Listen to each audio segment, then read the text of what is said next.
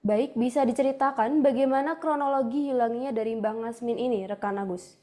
Baik, rekan Sari dan juga pemirsa, benar bahwa pada Minggu sore kemarin, tepatnya tanggal 21 Desember itu ada seorang pasangan suami istri yang saat itu memang tengah beraktivitas di dalam rumah. Namun kemudian sang suami yang kemudian diketahui bernama Mbak Ngasmin itu kemudian eh, diduga hilang setelah pamit pergi ke ladang ataupun kebun yang berada di belakang rumahnya.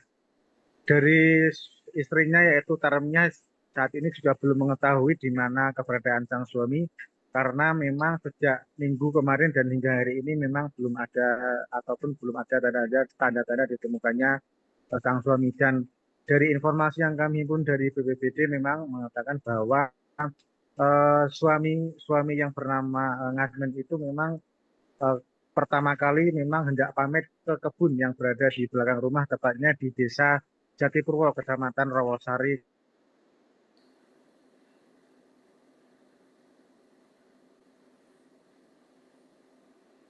Setelah dilakukan setidaknya sekitar 2 jam lebih menunggu dari Tarmia ini tidak mendapati kabar dari suaminya. Kemudian dari Tarmia itu kemudian mengecek langsung ke belakang rumahnya, terutama di sekitar ladang, namun tidak menemukan keberadaan dari suaminya yang bernama Mbah Ngahmen.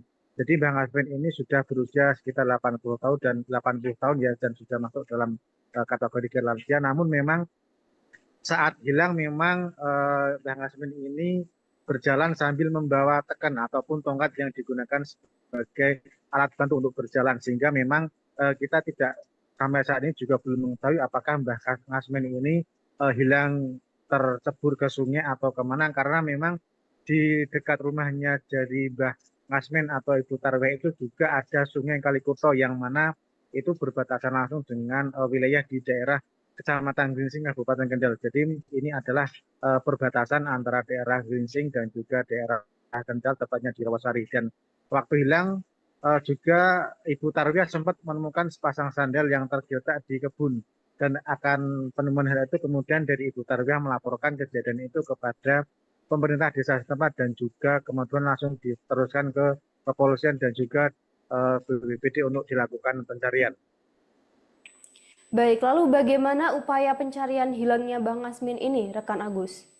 Baik, setelah mendapatkan laporan dari BPBD, kemudian relawan dan juga TNI Polri, kemudian melakukan pencarian pada hari Minggu malam juga langsung melakukan pencarian, namun saat itu belum ditemukan. Dan hari kedua pada Senin juga masih terus dilakukan pencarian, namun sampai saat ini dari sampai hari ketiga ini juga pencarian masih belum menemukan hasil. Artinya memang setelah 3 hari pencarian itu belum membuahkan hasil. Adapun untuk lokasi pencarian difokuskan kepada 2 titik, yakni di sekitar ladang dan juga di sekitar area Sungai Kalikuto sampai ke Muara, karena dua lokasi itu yang diduga kuat menjadi lokasi pertama atau hilangnya dari Mbah Ngasmen tersebut.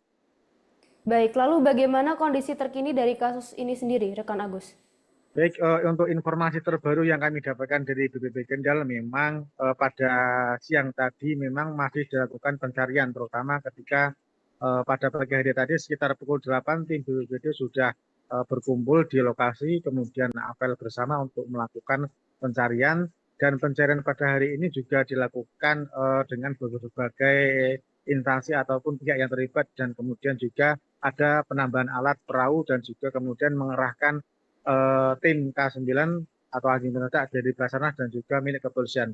Namun hingga sore ini kami belum mendapatkan informasi lebih lanjut mengenai keberadaan Mbah Ngasmin yang memang masih hilang, karena kondisi ataupun pencarian sampai saat ini memang dihentikan sementara karena kondisi saat ini di Kabupaten Kendal sedang diguyur hujan deras itu sejak pukul atau sejak asar tadi. Dan kami juga sempat mendapatkan informasi bahwa pencarian tadi dilakukan ataupun dihentikan sementara terlebih dahulu dan kemudian akan dilanjutkan pada esok hari karena memang cuaca yang buruk ataupun karena hujan deras